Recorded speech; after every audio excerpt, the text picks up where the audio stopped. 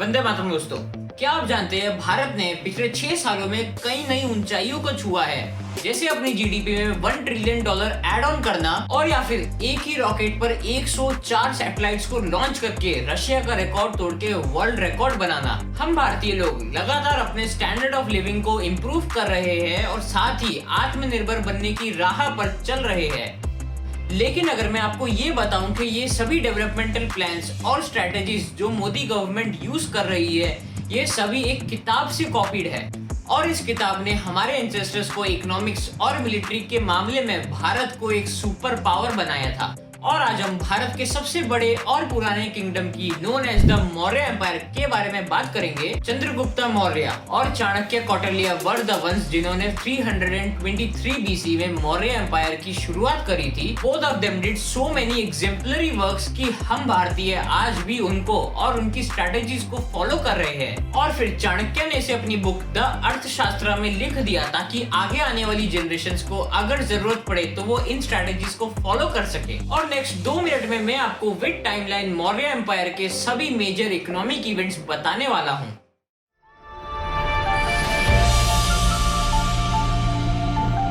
Mauryan empire. Bharat देश छोटे छोटे किंगडम्स में डिवाइडेड था and there was not a prominent king जिसने पूरे भारत देश को जीता हो। और फिर चाणक्य ने चंद्रगुप्त मौर्य को भारत का सबसे बड़ा राजा बनाने के लिए ट्रेनिंग देना शुरू कर दिया था। And at that time Chanakya prove that caste system is not important in Hinduism, क्योंकि चंद्रगुप्त मौर्य एक प्रोमिनेंट क्षत्रिय कास्ट से बिलोंग नहीं करते थे और फिर भी चाणक्य ने उन्हें चुना। The Duo of Chandragupta Maurya and Chanakya was the first जिन्होंने पूरे इंडियन सब कॉन्टिनेंट को जीत लिया था, जिसे आज हम अखंड भारत कहते हैं। लेकिन ये वो लोग नहीं थे जो जीतने के बाद अपनी रिस्पॉन्सिबिलिटीज को भूल जाए। Rather the duo passed a series of major economical and political reforms and उन्होंने एक स्ट्रॉन्ग एंड सेंट्रल एडमिनिस्ट्रेशन को डिजाइन करा जहां किंग सारी मिनिस्ट्रीज को डायरेक्टली एडमिनिस्ट्रेट करेगा and social reforms and revenue generation पर वर्क करेगा। चाणक्य ने इसे अपनी बुक द अर्थशास्त्र में मेंशन करा हुआ है और ये स्ट्रैटेजीज हम आज भी फॉलो कर रहे हैं। चंद्रगुप्त मौर्य धर्म को बड़ा मानते थे, इसीलिए he took a voluntary retirement in 298 BC. He took Santhara where he fasted till death. This is a way to receive a moksha in Jainism. Maurya empire में और भी कई बड़े राजा थे, जैसे चंद्रगुप्त के बेटे बिंदुसारा और उनके ग्रैंडसन द ग्रेट अशोका, जिनको हम चक्रवर्ती सम्राट अशोका भी बोलते हैं, which means the one who conquered all the 4 directions. उनके राज में अखंड भारत अपनी सबसे हाईएस्ट पीक्स पर था, जहां आज के देश पाकिस्तान, अफगानिस्तान, ईरान, नेपाल, भूटान, बांग्लादेश और चाइना के कुछ हिस्सों तक उनका साम्राज्य फैला हुआ था। And in the timeline of these 150 years, Bharat saw an uprise in the terms of economic and military reforms. So let me tell you some of the strategies जो हम भारतीय आज भी मौर्य एम्पायर की ही यूज कर रहे हैं। चंद्रगुप्त मौर्य ने सिंगल करेंसी सिस्टम पूरे भारत में इम्प्लीमेंट करा था, जिससे ईज ऑफ ट्रांजैक्शन हो सके। Something like shifting towards the digital payments after demonetisation. Farmers were freed of tax and crop collection by the regional kings. इसकी जगह nationally administered strict but fair tax system को शुरू करा। Can we call it the modern day GST system? उनका main focus diplomatic relations को improve करना था with the Huns and the Aryans, the 2 most powerful kingdoms in their time, and converting it into a export-oriented relation.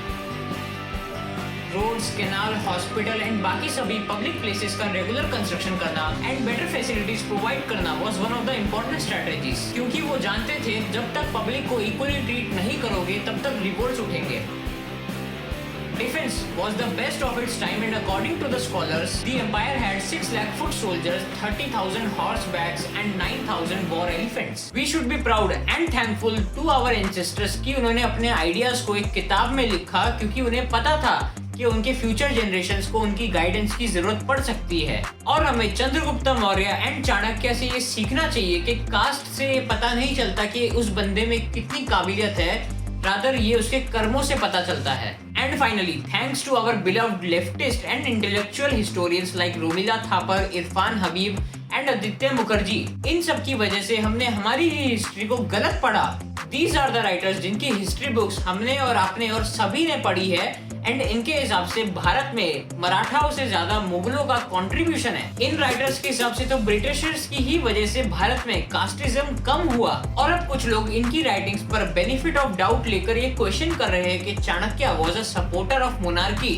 And उनको as an idol के रूप में देखना is not fair to our democracy. Yes, Chanakya was a supporter of monarchy, लेकिन उस time पर कौन सा देश था जो डेमोक्रेटिक था? कोई भी नहीं। और आज भी पूरे विश्व की सबसे डेमोक्रेटिक कंट्री हम हैं, क्योंकि हमने आज तक किसी की अभिव्यक्ति की स्वतंत्रता यानी फ्रीडम ऑफ स्पीच पर रोक नहीं लगाई। लेकिन कब तक ये हमारी हिस्ट्री के साथ ऐसा खेल खेलते रहेंगे?